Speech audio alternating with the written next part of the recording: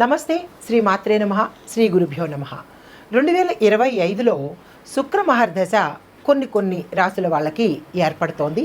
అయితే ఈ శుక్రుడు మనకి ఎలాంటి విశేషాలను ఇస్తాడు, ఎలాంటి ఫలితాలను ఇస్తాడు, ఈ శుక్ర మహర్దశలో ఏ వ్యక్తి ఎట్లా చేయాలి అనే అంశాలను ఇప్పుడు మనం పరిశీలనగా చేద్దాము.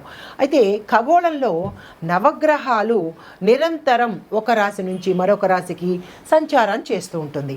అయితే ఇలా సంచారం చేసే క్రమంలో రాశులకు ఒక్కొక్కసారి మంచి ఫలితాలు ఇస్తూ ఉంటాయి, ఒక్కొక్కసారి చెడు ఫలితాలను ఇస్తూ ఉంటాయి. అయితే చెడు ఫలితాలను మనకి కలిగే సమయంలో పెద్దలు సూచించిన, జ్యోతిష పండితులు సూచించిన పరిహారాలను కనుక పాటించుకున్నట్టయితే ఆ చెడు నుంచి మంచికి జరిగే అవకాశం కనబడుతుంది.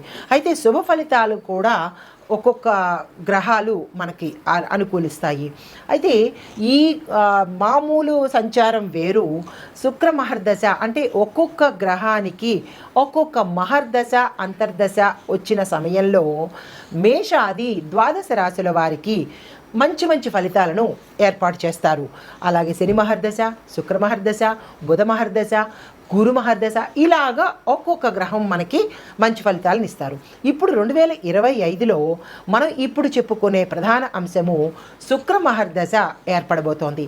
అయితే శుక్రుడు దేనికి ప్రతీక అంటే సంపదకు, శ్రేయస్సుకు, ధైర్యానికి, సాహసానికి కారకుడు శుక్రుడు అన్నమాట.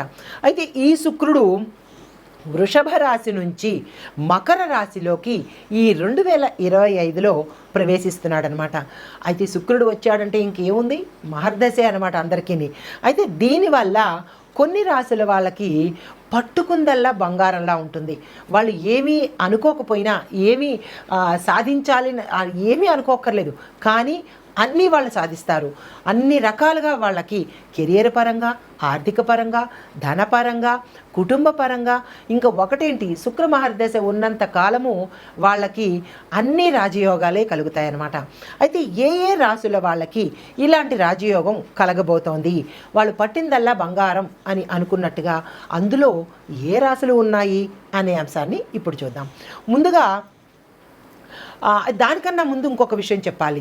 జాతకంలో కనుక శుక్రుడు ఉన్నత స్థాయిలో ఉన్నట్టయితే కనుక, అందుకే మీ యొక్క వ్యక్తిగత పరిశీలన కనుక జాతక పరిశీలన చేసుకున్నట్టయితే శుక్రుడు ఏ అంశంలో ఉన్నాడు, ఎక్కడ ఉన్నాడు అనే విషయాన్ని వ్యక్తిగత జాతక పరిశీలన తప్పనిసరిగా చేయించుకోవాలి.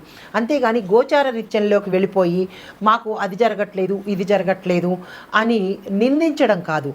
ఇది గోచార రీత్యా చెప్పదగింది కాబట్టి మీరు మీ వ్యక్తిగత జాతకంలో, మీ జాతక చక్రంలో శుక్రుడు ఎక్కడ ఉన్నాడు, ఆయన ఇచ్చే ఫలితాలు ఏమిటి అనే అంశాన్ని మీరు తప్పనిసరిగా చూసుకోవాలి. అయితే ఇక్కడ శుక్రుడు కనుక మీ జాతకంలో ఉన్నత స్థాయిలో ఉంటే మీరు 64 కళల్లోనూ విశేషమైన ప్రతిభను, ధనాన్ని కూడా, కీర్తి ప్రతిష్టలు పొందుతారు. తర్వాత అందం విషయంలో కూడా చాలా చక్కని అందాన్ని ఇస్తాడు శుక్రుడు అనమాట. అయితే సంగీతంలోనూ మేధావులుగా తయారు చేస్తాడు, తద్వారా ధనప్రాప్తిని ఇస్తాడు. తర్వాత గౌరవము, సంపదలు, పేరు ప్రఖ్యాతలు, కుటుంబ సౌఖ్యము, ఇలా ప్రతి ఒక్క అంశాన్ని ఆ వ్యక్తికి శుక్రుడు ఆపాదిస్తాడనమాట. అయితే శుక్రుడు వృషభ రాశికి, తులారాశికి అధిపతి.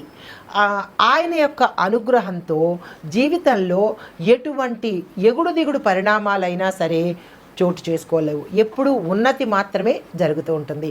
అయితే జీవితంలో శుక్ర మహర్దశ చోటు చేసుకొని అంటే మనకి వచ్చి ఆర్థికంగా మంచి స్థాయిలోకి, అంతవరకు శుక్ర మహర్దశకు ముందు వరకు కొన్ని రాశుల వాళ్ళు అంటే ఎట్లా ఉంటారంటే పైసాకి కూడా నోచుకోనటువంటిది, అవమానాలతో, తిట్లతో వాళ్ళు ఏది పట్టుకున్నా సరే మట్టి అయ్యే రాసుల్లాగా ఉంటారు. కానీ ఈ శుక్రుడు ప్రవేశించినప్పుడు మాత్రము అసలు వాళ్ళు ఏది పట్టుకుంటే అదే బంగారము, ఏది మాట్లాడితే అదే గౌరవం అన్న రీతిలో ఈ శుక్రుడు ఆయా జాతకులకు, ఆయా రాసుల వాళ్ళకి ఉన్నతిని ప్రసాదిస్తున్నాడు. ఆ రాసులు ఏమిటో అనేది మనం ఇప్పుడు చూద్దాము. ఈ అదృష్ట బాటలో ఈ శుక్ర మహర్దశలో తదుపరి రాశి కర్కాటక రాశి. ఈ రాశి వారికి 4 మరియు 11వ గృహాధిపతి ఎవరో తెలుసా? శుక్రుడు అనమాట. అంటే మీకు కూడా 1+1 బై 1 గెట్ 1 ఫ్రీ లాగా అనమాట. మీకేం చేస్తున్నాడు? శుక్రమహర్దశ ప్లస్ మీకు 4, 11 ఇంట శుక్రుడు ఉండడం వల్ల విశేషమైన ధనానికి సంబంధించి, కీర్తి ప్రతిష్టలకు సంబంధించి, కుటుంబము, కెరియరు, కళలు, ఇలా ఒకటేంటి అన్నీ మీకు ఆయన అనుగ్రహించబోతున్నాడు అనమాట. అయితే ఆస్తి పరంగా మీకు కలిసి వస్తుంది, కుటుంబ పరంగా చాలా చక్కగా ఉన్నది, సౌకర్యాలు పొందుతారు, భూమి కొంటారు, వాహనాలు కొంటారు, వ్యాపారాన్ని విస్తరిస్తారు.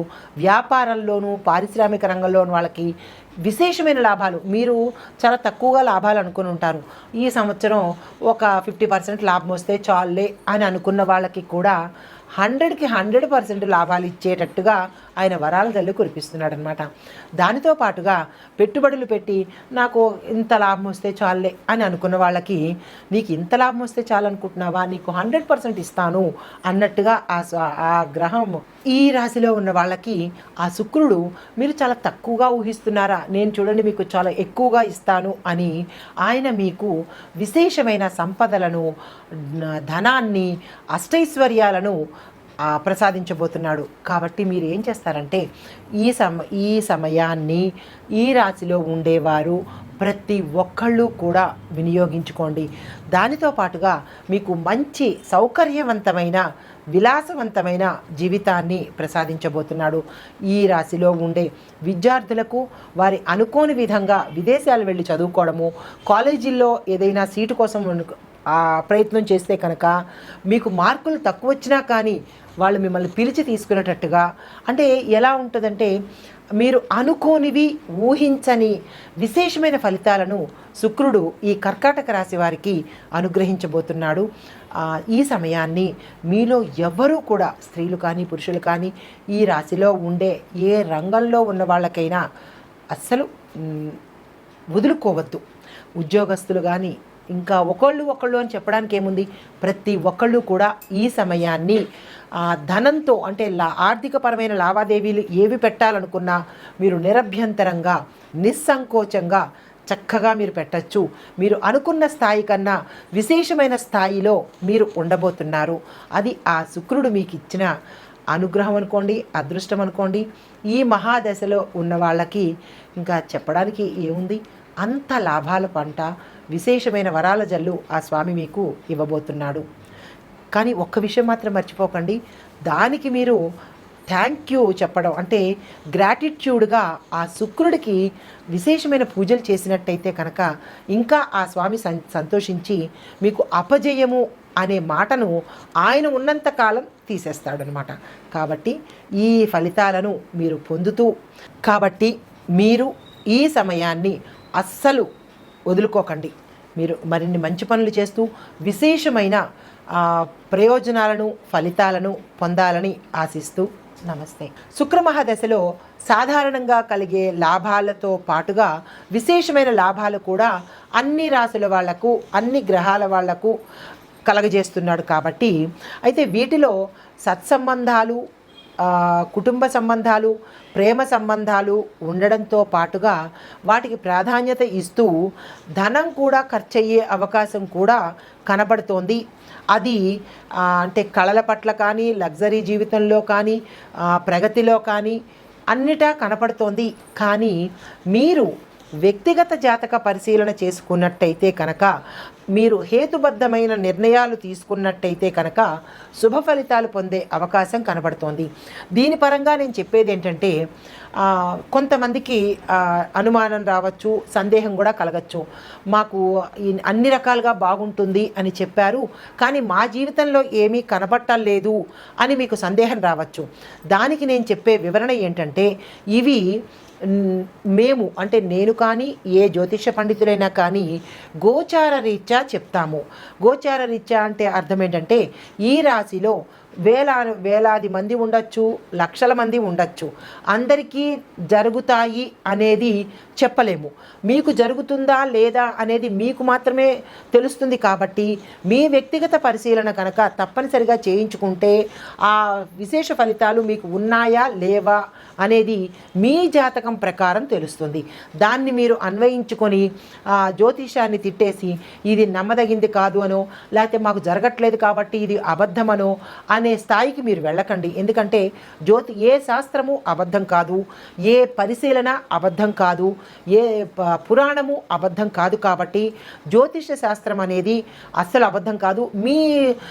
అంటే మీ యొక్క సందేహానికో లేదంటే మీ యొక్క ఆలోచనను జ్యోతిష్యానికి ముడిపెట్టకండి.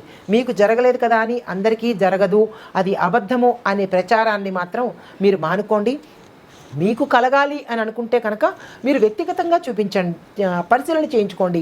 మీ పుట్టిన తేదీ, మీరు వివరాలు అవి ఇచ్చినట్టయితే కనుక జ్యోతిష్కులు మీకు చెప్పి ఫలితాలు ఏమిటి, పరిహారాలు ఏమిటి, ఏం చేసుకుంటే ఆ ఫలితాలు మీరు పొందబోతారు అనే అంశాన్ని మీకు వారు క్లియర్గా చెప్పగలుగుతారు. కాబట్టి మీరు ఆ దిశగా వెళ్ళండి. ఇది చూసి నాకు జరగట్లేదు అనే భ్రమలోకి మీరు వెళ్ళిపోవడం కానీ, అనే కోపాన్ని కూడా మీరు ప్రదర్శించడం మంచిది కాదుగా చెప్పడం జరుగుతోంది. దాన్ని దూషించకుండా మీరు సత్వరమే, అంటే ఇది చూసిన వెంటనే మీ యొక్క జాతక పరిశీలన చేయించుకోండి.